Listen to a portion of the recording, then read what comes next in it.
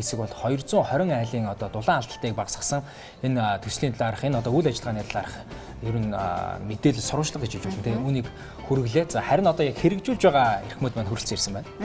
Манай студид Улаанбаатар цэвэр агаар төслийн ерөнхий зохицуулагч Баяр тогтоох замун төслийн ерөнхий менежер Цэмцүр нар хүрэлцэн ирсэн байна. Та бүхэнд хүрэлцэн ирсэнд их баярлалаа. Баярын мэндийг бас хүргэж байна. За баярлалаа. Яг энэ төсөл бол зөвхөн дулаалгаар хязгаарлагдахгүй маш олон бас төслийн хүрээн дэх үйл ажиллагаанууд байгаад үзэгч намаас нэр сэр тийм ээ мэдээллийн хөтөлбөрөөр сонсчихсан баг. Яг дөнгөж сая үдсэн сурвалжлаганд бид нар дулаалгын асуудлыг ярьлаа. 220 айл гэж ярьж байна. Энэ айлуудыг чухам ямар шалгуураар яаж сонгосон бэ? Улаанбаатар хотын нөгөө агарын бохирдлын хэмжээнээс хамаарат бүсүүд байгаа. Энэ бүсийн яг аль бүсүүдэд байгаа айлуудаа энэ талаар яриад эхлэх үедээ. За юуны өмнө өнөөдөр тохиож байгаа нийслэлчүүдтэй баярын мэндийг хүргэе. 378 жилийн тохиож байна. Тэгээ манай төсөл бас яг одоо нийслэлийнхаа нэрээр бас авгалдаг Улаанбаатар цэвэр агаар төсөл гэдэг нэрлэдэг юм аа. За тэгээд манай төслийн хүрээнд одоо явагдаж байгаа нэг ажлын нэг нь одоо энэ дулаалга аян байгаа. За энэ дулаалга аянд хамрагдаж байгаа энэ айлуудыг анх сонгохдоо бид нар одоо нийслэлийн агарын чанарын 4 бүс байгаа. Тэр 4 бүсийн 1-р бүс буюу одоо агарын бохирдол хамгийн их байдаг 51 хорооны одоо хороо болгоноос 4 айл гэсэн тийм зарчмаар анх сонгож энэ айлуудаа сонгож авсан байна. Үзэж байгаа үзэгчд ийм төсөл явж байгаа юм байна гэж зүгээр мэдээлэл авах гэж та энэ төсөлд бас өөрөө оролцох юм боломжтой. Тэгэхээр яг энэ мэдээллийг бас өгөх их хэрэгцээтэй мэдээлэл өгөх гэж байна л да.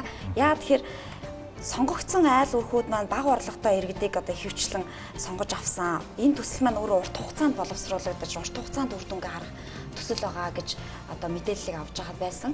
Тэгээд бид нар энэ үйл ажиллагаа эхлэхээс өмнө нээлттэй зарласан. Хэрвээ та өөрийнхөө гараар барьсан байшин тавь. За тэгээд тэр байшин чинь бас 2 давхар биш гэж байгаа юм. Ягаад гэвэл бас дундаж буюу дундажаас доош орлоготой хүмүүсүүдэд санхүүгийн дэмжлэг үзүүлэх гэж шүү дээ, тийм ээ, орон байраад болоолохт нь. За тэгээд дээр нь та бол одоо агарын бохирдолтой бүст амьдардаг байх хэвээр. Хамгийн чухал одоо шалгуур нь юу гэхээр өөрөө гар бие оролцох хэвээр. Та одоо өөрийнхөө гараар барьсан байшингаа өөрөө дулаалгах гэж байна. Таны оролцоо маш чухал. Ингэжээж та өөрөө агарын бохирдлыг бодлоход хувь нэмрээ оруулнаа. За зөвхөн гар биеэрээ оролцохоос гадна та одоо санхүүжилтийн 30 хүртэл хувийг гаргах боломжтой байх хэвээр. Ингэсний дараа бол төсөл танд 70% санхүүжилт өгье гэсэн ийм одоо зарчмаар зарласан. Ингээд зарлахад бол хүмүүс маш идэвхтэй хамрагдсан. За тэгээд хамрагдаад сонгогдсон иргэдтэй бид нар бас сургалтууд, мэргэжлийн байгууллагын зөвлөгөө, одоо олон шаттай арга хэмжээнүүдийг явуулж ээж одоо эхний ээлжийн 220 айлаа одоо дулаалаад байж байна. Энэ жил үр дүнгээ үзсэн. Гэр хорооллын одоо хүмүүстэй харьцуулах юм бол 220 айл гэдэг бол маш бага тоо шүү дээ, тий. За хүмүүсийнхаа одоо гэр хороолд амьдарч байгаа хүмүүсийг тооцох юм бол 300 мянга гаруй болж таарч байгаа. Яг гэх юм бол за нийт хүн амаа, нийслэлийн хүн амыг тооцох юм бол 500 мянга гаруй одоо гэр бүл айл өрөх гэж хэлж болно. Тэгэхээр 50% гэхээр нэг 300 мянга болж таарч байна. Тэгэхээр 220 гэх юм бол маш бага таа гарч байна. Тэгэхээр бүгднгийн нас одоо энэ төсөл хамруулна гэхээр чинь бас нэлийн хэцүү асуудал. Бүгднгийн арай хамруулахгүй болоо гэж нэлээд цаг хугацааны асуудал, хөрөнгөний асуудал гарна. Гэтэ би бол миний ойлгосноор бол энэ бол жишээ юм болоо гэж бодож байгаа. Тэ? За хизээ үр дүнгийн харах бол та бүхэн. Одоо яг энэ дулаасан айлууд. За энэ төслийн яг одоо түрүүний хэлдгээр энэ бол иргэдэд зөв ойлголтыг өгөх гэсэн ийм л зорилготой төсөл байгаа. Мэдээж одоо нийслэл хотод амьдарч байгаа нэг 200 гаруй мянган өрх айлын гэр хороолт гэж байгаа шүү дээ. Түүний 80-аас 90 мянган өрх айл нь яг одоо гэрт амьдардаг. Үлдсэн нэг 110 мянга орчим өрх айл нь одоо өөрсдийнхөө хүч хөдөлмөрөөр босгоцсон одоо паалк, дүнс, одоо тоосор байдаг юм уу те. Ингээд ямар нэгэн байдлаар босгосон байшин сууцанд амьдардаг юм байна. За ер нь хүмүүсийн маань хандлага эхлээд гэрт амьдарч яснаа ямар нэгэн байдлаар одоо нэг байшин бариад бас амьдарчаа гэсэн тийм эрмэлзлэлтэй байдаг юм байна. Тэгэхээр одоо бидний одоо сонгосон эхний энэ 220 айл маань дандаа нэг давхар одоо байшин сууцанд амьдардаг тэр айлууд. За үүнийгээ дагаад одоо энэ ер нь дулаан алдагдлыг бууруулна гэдгийг л иргэдэд ойлгуулъя гэдэг л ийм зорилготой. Яагаад тэгэхээр манайхан ингээд дараад ирэхээр галаалд нэмж түлээд идэг. Одоо галгааныхаа давтамжил ихсээд байна гэсэн. Утаа ихсээд байна гэсэн шүү дээ. Тэр хэмжээгээр утаа ихсээд байна. Гэтэл дулаан алдагдлыг бууруулсан тохиолдолд галгааны давтамж бол бараг 2 дахин багасна. Заавал нүүрстайг нь хоцолдоод авах шаардлага байхгүй. Цахилгаан болон сүүлийн одоо орчин үеийн технологийн одоо шийдлэр халаалтаа шийдэж болох юм аа гэдгийг л иргэдэд зөвөр ойлгуулахын одоо зорилготой энэ төслийг хэрэгжүүлж байгаа. Тэгэлбэх Монголын ялангуяа нийслэл хотын хамгийн тулгымдсан асуудлууд энэ утааг бууруулах асуудал байгаа. Утааг бууруулахын тулд одоо гэр хорооллын айл өрхүүд маань дулаан алдалтаа бууруулах юм шаардлагатай байна. За дулаан алдалтаа бууруулахын төслийг та бүхэн маань хэрэгжүүлж байна. Яг одоо иргэд маань 30% гаргах хэрэгтэй гэсэн шүү дээ. 30% гаргаж байгаа одоо мөнгөнд дүн хэд бол мэдээж нөгөө яг хажуугийн айлд нь жишээ аваад ирэх юм бол мэдээж иргэн болгон өөрсдөө ухамсарлаж иж утаагаа бууруулах гэдэг шүү дээ. Тэгэхээр өөрөө нэг тодорхой хэмжээний санхүүжилт гаргах юм бол хажуу талын ашиг яг утаа багтаа болчих юм бол ингээд жишээ аваад явах юм бол одоо бүгд утаа багтаа болох гэдэг шүү дээ. Тэгээ яг санхүүжилт нь янз бүртэй тухайн байшингийн хэмжээнээс нэгдүгээр хамаарч байгаа юм. Хүмүүс бол ярьдаг л да 100 айл дээрээс очиод дулаалгын материал аваад дулаалчхад бол энэ хямдхан тусна гэдэг. Гэтэл төслийн хүрээнд тавьж байгаа шаардлага бол чанарын шаардлага байгаа. Одоо жишээл хөөсөн цэрэг жишээ аваад үзэх юм бол 100 айл дээр зарагдаж байгаа хөөсөн цэрэг зөвхөн жиргэвч хийдэг тийм хөөсөн цэрэг байгаа шүү дээ. Гэтэл дулаан алдагдлыг одоо бууруулах төвшөнд одоо хэрэглэгддэг хөөсөн цэрэг гэх юм бол одоо нэгтрэл 80 өндөр. Нэгтрэл өндөр болох тусам өртөг өндөр үүдэг. За тэгээ ганц хөөсөн цэрэг биш тэрний чинь доор одоо цав хөөсөн цэр тэгээд өнгөлгөөний материалын энэ бүх процессыг төслийн одоо санхүүжилтийн одоо тэр материалд олох хэрэгтэй 70% нь олгоод амарцсан 30% нь айл гаргаж байгаа. Тэгэхээр энэ маань нөгөө байшин маань өөрөө хэмжээ нь бага байвал нэг 700-аас 800 мянган төгрөг айлаас гарч байгаа. Хэрвээ байшингийнхаа хэмжээ бас 6-г харьцах нь 8-аас жоохон том ч юм уу одоо 9-10 хэмжээтэй байх юм бол нэг айлаас нэг сая 300 орчим төгрөг гарч байгаа.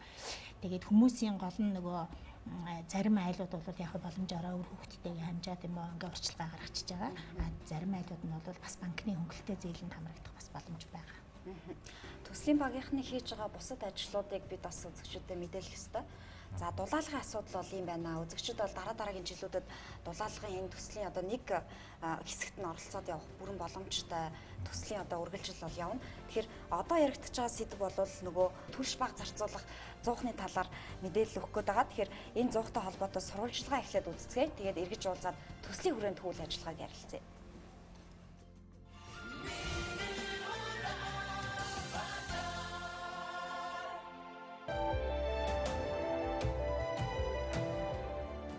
Дэлхийн банкны Улаанбаатар цэвэр агаар төсөл үзүүлж байна. Манай нэвтрүүлгийн оролцогч айлууд хан, шал, дээвэр, цонх гээд дулаалга барилгын зөв шийдэл технологийн дагуу хийж гүйцэтгэсэн. Дараагийн нэг чухал зүйл бол зуухны сонголт зөв хэрэглээ. Улаанбаатар хотын агаарын бохирдол олон улсын стандартаас 8-аас 15 дахин их байдаг. Агаарыг их хэмжээгээр бохирдуулж байгаа үндсэн шалтгаан нь гэр хорооллын айл өрхийн түвшний шаталтаас ялгарч байгаа утаа. Тэгвэл гэр хорооллыг сайжруулсан бүрэн шаталтай зуухаар хангуул хотын утааны хэмжээ 30% буурна гэж үзэж байгаа юм. Сайжруулсан зуух нь өдрийн галлгааны давтамжийг 2 дахин багасгаж түвшний зарцуулалтын бодит хэмжээг 50% бууруулдаг болох нь судалгаагаар батлагдсан. Гэхдээ хамгийн гол нь зөв галлгаа чухал гэдгийг мэргэжлийн хүмүүс онцолж байна. Доороос галлгаа, дээрээс галлгаа гэж хоёр төрлийн галлгаа одоо байгаа даа. Тэгээ доороос галлгаа гэдэг нь болохоор зэрэг яадаг вэ гэхээр модоо хийгээд дээрээс нь нүүрсээ тавиад тэгээд урдаас нь цаасаар ч юм уу бусад дээр л хозрог галлгаа асааж байгаа. Тэгэхээр зэрэг энэ яагаад буруу галлгаа гэж нэрлээд байгаа гэхээр модны маань температур нүүрсэндээ өгөгдөөд нүүрсээ бүрэн ноцоох гэж байгаа шүү дээ. Нүүрсэндээ өгөгдөөд нүүрсний маань дундуур тухайн модны өндөр температуртай утааны гарах замдаа нүүрсний нөгөө дэгдэмхийн үед буюу хөнгөн элементүүдийг аваад гарчдаг.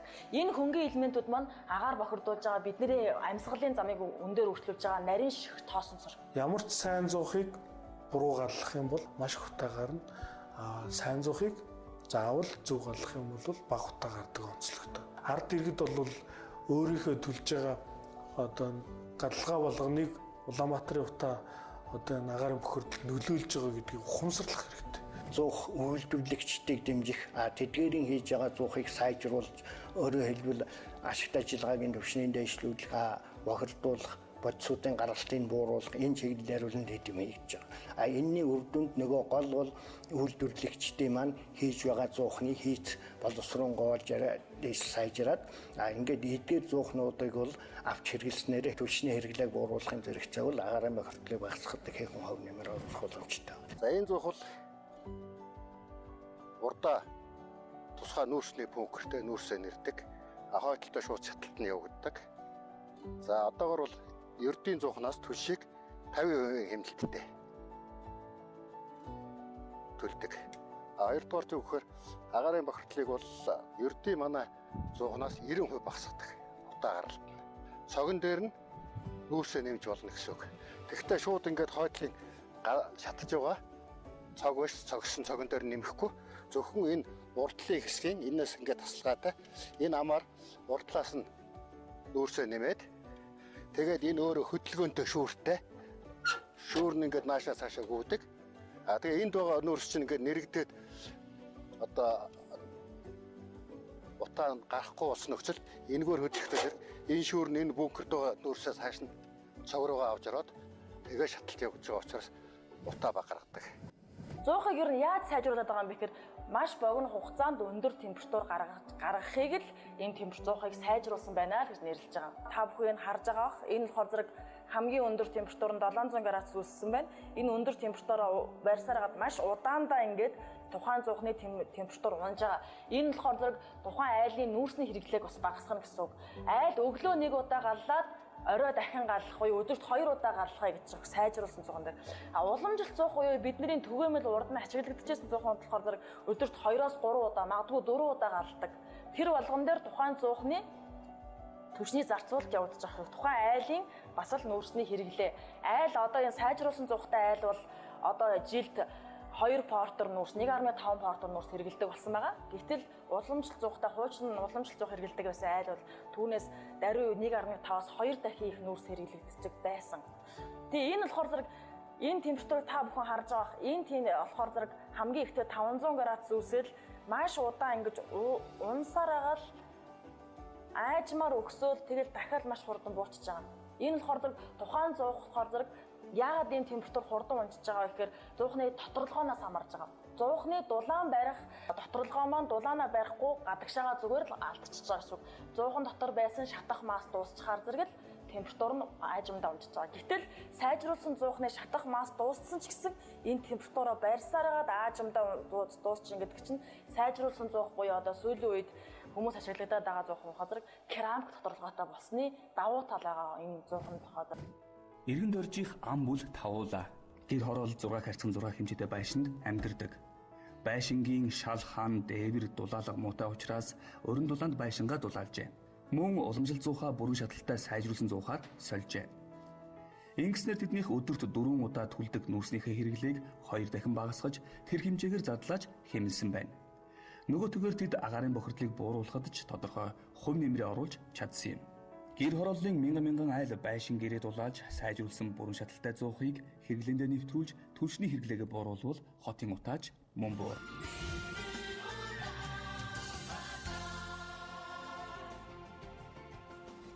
Хамтаа үзэж тавханд баярлалаа. Улаанбаатар цэвэр агаар төслийн талаар ярьж байгаа гэдгээ дахиад хэлэх хэрэгтэй байна. Студид байгаа зочдтойгоо бид бас их урт хугацаанд сая сурвалжлага гаргах хугацаанд ярилцлаа шүү дээ. Энэ нэлээд мэдээлэл авчлаа. Одоо хоёулаа ойлгоцсон юм байж байгаа. Одоо энэ дөнгөж сая бит хоёр авсан мэдээлэлээ бас хүргэе. Энэ юу вэ гэхээр дөнгөж сая 100-тай холбоотой мэдээллийг үзэгчид хүлээж авлаа. Сайжруулсан 100 зөв галгааныхын талаар мэдээлэл өглөө шүү дээ. 100 тараагдлаа, хөнгөлтөө үнээр 100 өглөө. Гэтэл утаа бас буураагүй л байна гэл ингээл эргэж шүмжилдэг шүү дээ. Энэ шүмжил байна болохоор тухайн 100-ны хэрэглээг эргэж нөгөө худалдан авагчтайгаа холбогдож эргэх холбоо байхгүй орхигдсантай их холбож тайлбарлаж байсан л да. Та бүхний үйл ажиллагаа бол бас арай өөр байна гэдгийг бас түрүү ярианаас мэдэж авлаа. Тэр яриаг та одоо манай үзэгчдэд бас мэдээлэл өгөхгүй юу? За Улаанбаатар цэвэр агаар төслийн хүрээнд анх манай төсөл бол 2012 онд эхэлсэн. Одоо 5 дахь жилдээ үйл ажиллагаа явуулж байгаа. За төслийн хүрээнд мянганы сорилын сан болон тухайн үед засгийн газрын дэргэд байсан цэвэр агаар сан гэж байсан. За энэ бид байгууллагуудын нэгдсэн одоо шугамар манай яг төслийн санхүүжилт дээр бол нэг 40 мянга орчим зуух сайжруулсан зуух иргэдэд тараагдсан байдаг. За яг бид нар одоо төслийнхаа хүрээнд тараасан тэр одоо сайжруулсан зуух буюу бүрэн шаталттай зуухныхаа хяналтыг бол одоо түүнээс хойш 3 удаагийн хяналтаар хийгдээд иргэд маань одоо зуухнуудаа бол мэдээж одоо олон жилийн эдлэгээнд одоо эвдэрсэн тохиолдлууд байна. ашиглалтаас гарсан тохиолдлууд байна. Магадгүй цөөхөн хэдэн хэсэг нь бас одоо борлуулсан ч юм уу тийм тохиолдлууд байгаа. Гэхдээ ихэнх нь бол одоо ашиглагдаж байгаа гэсэн тийм судалгаа бол байгаа. Тэгэхээр энэ ташрамд бас нэг зүйлийг хэлэхэд тухайн үед бол одоо дандаа экспортын зовх байсан ихэнх нь. Дандаа Туркийн ч юм уу Хятадын ч юм импортын зовхнууд тий гаднаас орж ирсэн зовхнууд гэсэн үг. За төслийн одоо явуулж байгаа үйл ажиллагааны гол зорилго бол ерөөсөө дотоодынхоо үйлдвэрлэгчдийг л дэмжье. Дотоодынхоо үйлдвэрлэгчдийг дэмжиад Монголдо одоо үйлдвэрлэсэн цэвэр зуухтай болёо гэсэн ийм одоо зорилготой энэ жилдээ бол бид нар ажиллаж байгаа. За цэвэр зуух гэж ярьдаг. Энэ зуух маань одоо ямар тохиолдолд яг цэвэр гэдэг нэрээ гаргаж чадах вэ гэхээр зөв галалсан үед л одоо цэвэр гэдэг нэрээ гаргаж чадна. Тэгэхээр одоо энэ манай төслөөс гаргасан энэ туршилтыг одоо гаргаж явах шиг байна л да. За энэ ногооноор тэмдэглэгдсэн нь болохоор яг зөв галж байгаа айлууд буюу одоо доор нь нүүрсээ хийгээд тэгээ модоо буюу цаасаа хийгээд одоо галж байгаа. Гэтэл манай иргэдийн маань одоо уламжлалт гэж ярьдаг одоо тэр галлага болохоор доор нь модоо хийгээд дээр нь нүүрсээ хийдэг.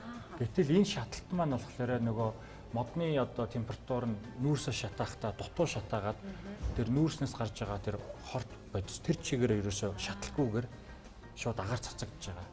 Ерөнхийдөө одоо агаарыг бохирдуулж байгаа гол их усүрийн 80% нь одоо гэр хороолоосоо гэж яригдаж байгаа шүү дээ. Шаталтаас болж одоо нүүрсний дутуу шаталтнаас болоод тэр одоо нүүрсэн дотор байгаа бүх тэр хорт бодисууд агаар тэр чигээрээ цацагдаад байгаадаа л одоо агарын бохирдол их хэмжээтэй байгаа. За бичлэгнэр бол манай үзэгчид их тодорхой харж байна тий. Янтангаас гарч байгаа утааны. Яг ижилхэн нөгөө зух. Яг ижил зух. Ингээд нэг нь зөв галгаатай нэг нь буруу галгаатай.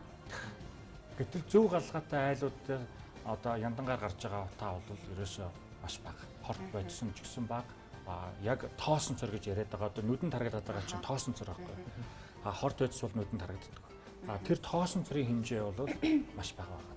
Тэгэхээр одоо иргэддээ би одоо энэ завшааныг ашиглаад бас галгаагаа хийхдээ бас зөв галлаач гэдгийг л бас уриалах гэдэг юм л да. Ер нь утаагүй болчих ойрын хугацаанд бид нар одоо нөгөө богино хугацаанд, дунд хугацаанд, урт хугацаанд хийгдэж байгаа төсөл ажлуудыг ингээд мэдээллийг аль болох үзэгчтэй өгөх хичээж байна л да. Үүргийнхаа дагуу. Сая бас ерөнхийлөгчийн санаачлагаар утааг бууруулах хилцүүлэг өрнөлөө. Энэ дээр бас маш олон эрдэмтэн судлаачид үндэсний чуулган өрнөхөд маш олон судлаачид нөгөө тэр яг 3 үеийн хугацааны асуудлыг ярьлаа. Дөнгөж сая энэ зөвхөн галгааны жишээн дээр ингээ бодитоор харахад ер нь их ойрын хугацаанд утааг болчих боломжтой юм шүү. Уг нь гол нь иргэд маань зөв ойлголттой байх. Зөв ойлголтыг нь бас маш сайн хүргэх хэрэгтэй шүү дээ. Яг энэ зөв галгалгаа гэдэг бол манай монголчуудын уламжлалт бас нөгөө зуухтайгаа харьцдаг арга барилтай их холбоотой байна л да.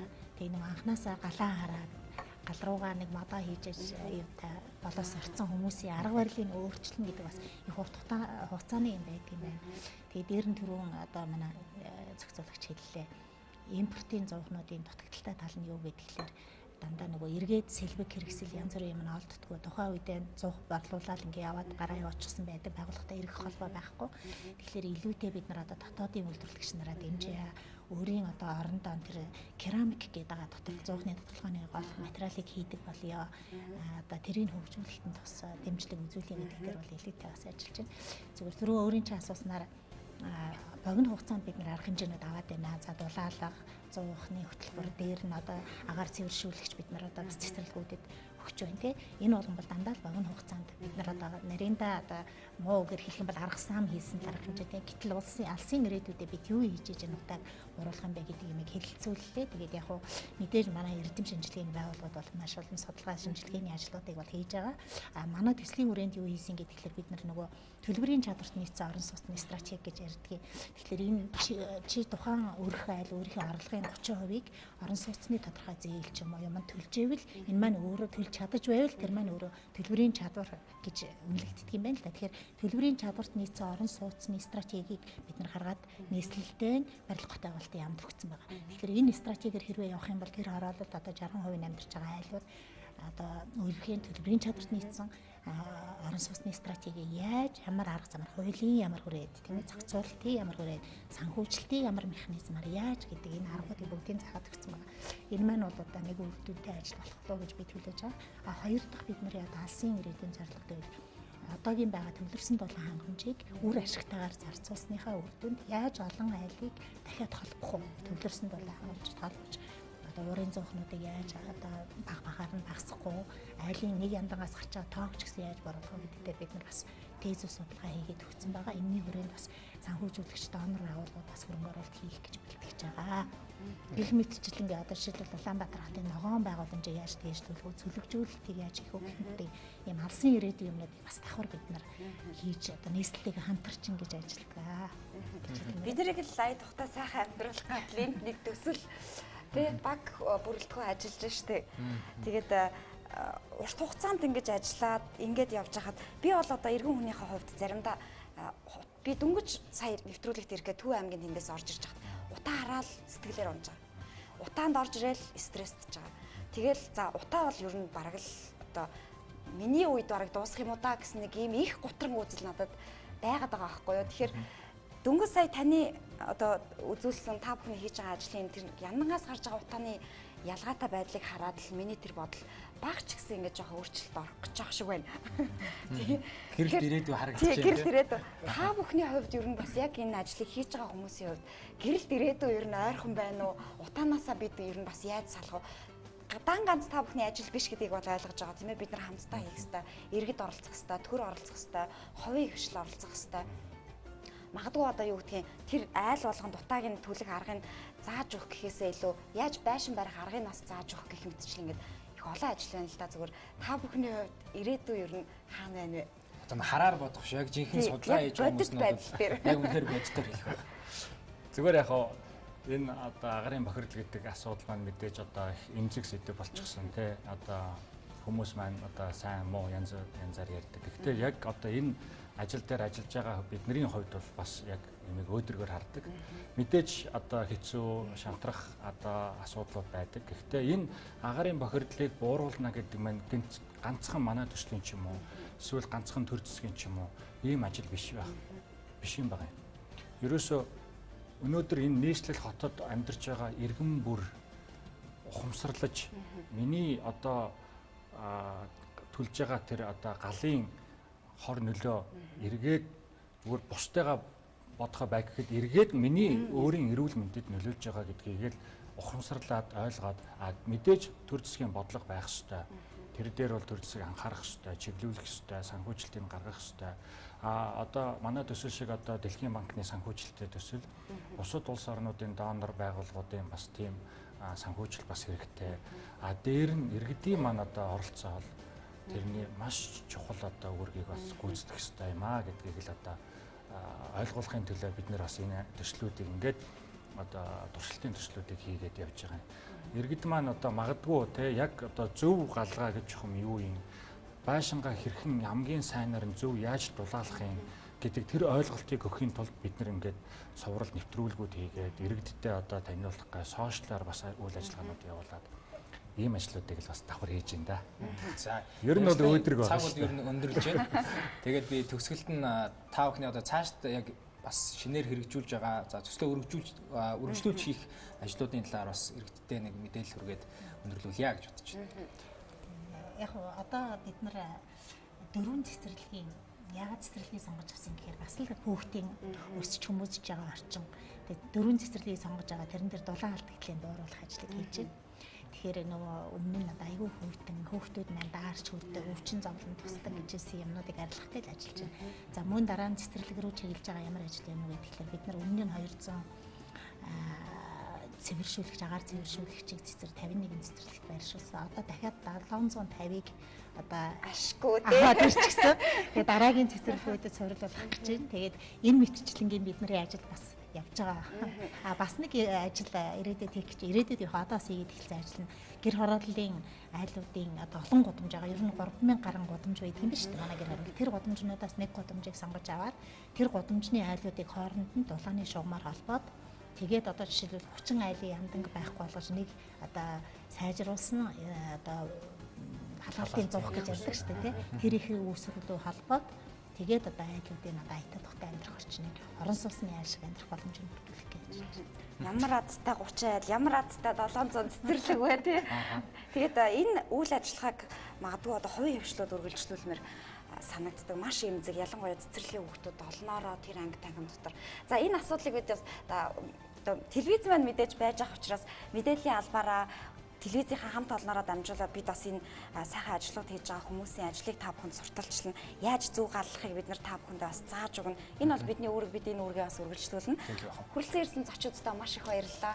Өнөөдөр амралтын өдөр гэр бүлийнхэнтэйгээ байх цаг хугацаанаас хөнсөлж бас үзэгчдэд тэр зөв мэдээллийг өгөхөөр ирсэн, зорж ирсэн та бүхэнд их баярлалаа. Тэгээд тун удахгүй Улаанбаатар маань утаагүй болвол бид бас тэр сайхан баяртай өдөр эргээд уулзахаа маш их баярлалаа та бүхэнд. За та бүхний ажил амжилт хүсье.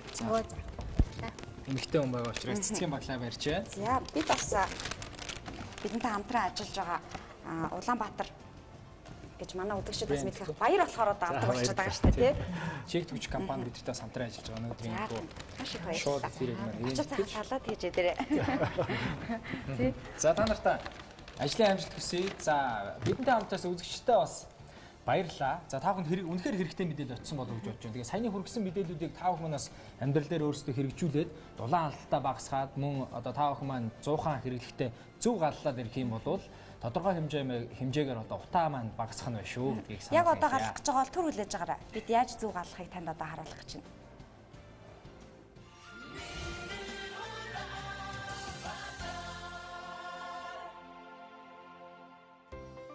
Сайхан цай уучаад ажилдаа явъя. Тэр миний үг одоо бүр ажилтны газар.